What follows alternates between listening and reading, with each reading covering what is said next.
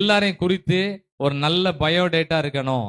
நம்ம பேரை சொல்லி யாராவது உங்க பேர் என்னன்னு கேட்டா, என் பேர் இந்த பேரு, நான் ரட்சிக்கப்பட்டிருக்கேன், மனம் திரும்ப இருக்கிறேன், அபிஷேகம் எனக்குள்ள இருக்கு, இந்த வேலையை செஞ்சுக்கிட்டே நான் ஜெப ஊழியம் செஞ்சுக்கிட்டு இருக்கேன்னு சொல்லக்கூடிய அளவுக்கு நம்ம பயோடேட்டா தெளிவா இருக்கணும். நம்ம என்ன பிசினஸ் செஞ்சுட்டு இருந்தாலும் நம்ம ரட்சிக்கப்பட்டிருக்கணும். யாரெல்லாம் ரட்சிப்பின் அனுபவத்தை பெற்று விரும்புதீங்களோ அவங்களோட முன் நாட்களை காட்டிலும் பின்னால உள்ள நாட்கள் நல்லா இருக்கும். ஆமேன். யோபுவோட பயோடேட்டா எப்படி இருந்தா ரொம்ப கிளியரா இருந்துச்சு. அவர் வந்து வெளியில ஜோம் பண்ணுவாரு, உள்ளுக்குள்ள சண்டை போடுற அப்படி இல்லை.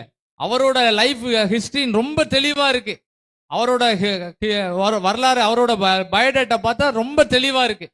அவர் நல்ல உத்தமனா இருந்திருக்கிறாரு, வேற சன்மார்க்கனா இருந்திருக்கிறாரு, தேவனுக்கு பயந்து இருந்திருக்கிறாரு. பொல்லாப்புக்கு ஜெப நேரத்திலே நம்ம நல்லா ஜெபிக்கணும். ஜெபம் முடிஞ்சாலும் நம்ம அந்த ஜெப அனுபவத்துல இருக்கணும். ஆமேன். கிறிஸ்தவ வாழ்க்கை நடைமுறையில கொண்டு வரணும். இப்ப பேசுறது ரொம்ப லேசா இருக்கும், கேட்கறதும் நல்லா இருக்கும். அதுக்கு பிறகு நடைமுறையில் அதெல்லாம் கொண்டு வரணும். இந்த ஜெபம் முடிஞ்சு வீடுகளுக்கு போன பிறகு அங்க பலவிதமான சூழ்நிலைகள் வரும். என்ன செய்யணும் தெரியல, அப்படி இப்படி நிறைய கேள்விகள் வரும். இங்க கேட்ட வசனங்களை வீடுகள்ல நம்ம அதை அப்ளை பண்ணணும். நம்ம வேலை செய்யற இடங்கள்ல அப்ளை பண்ணணும். நடைமுறை கிறிஸ்தவ வாழ்க்கையை கொண்டு வரணும். யோபு நடைமுறை கிறிஸ்தவனா இருந்திருக்கிறார். ஆமென். பேசுற கிறிஸ்தவனா இல்ல, நடைமுறையில கொண்டு வந்திருக்கிறார். இதெல்லாம் ஜோமண்டு போன பிறகு வீட்டுல ஆண்டவர் நிறைய டெஸ்ட் வைப்பாரு. குவார்டர்லி, ஆஃபர்லி மாதிரி வீட்டுல நிறைய டெஸ்ட் வைப்பாரு.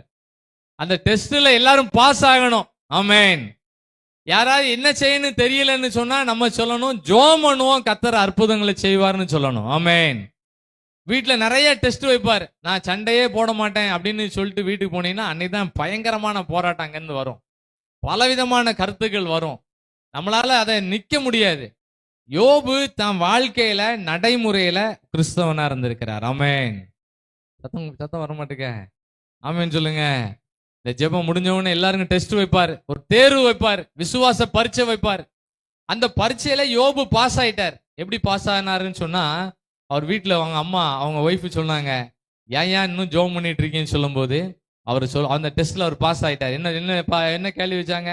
தேவனை தூசித்து ஜீவனை விடுங்கன்னு ஒரு டெஸ்ட் வைக்கும்போது யோபு சொல்லுவாரு, கர்த்தர் கொடுத்தார், கர்த்தர் எடுத்தார்னு சொல்லி ஒரு டெஸ்ட்டுக்கு பதில் எழுதுறாரு. அந்த பதில் அவருக்கு 42வது அதிகாரத்துல பயங்கரமான ரிசல்ட்டா மாறிட்டு. ஆமென்.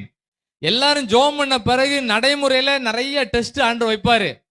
அந்த டெஸ்ட்ல நம்ம எல்லாரும் பாஸ் ஆகணும். அல்லேலூயா. யோபு தான் அவரோட பயோடேட்டா தெளிவா இருந்துச்சு. உங்களை பார்த்து யாராவது ரட்சிக்கப்பட்டிருக்கீங்களான்னு கேட்டா